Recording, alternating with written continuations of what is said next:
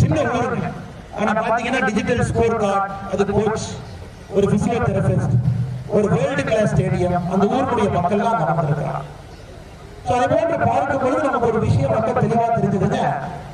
மேலை நாடுகள்ல அது நகரமாக இருக்கட்டும்,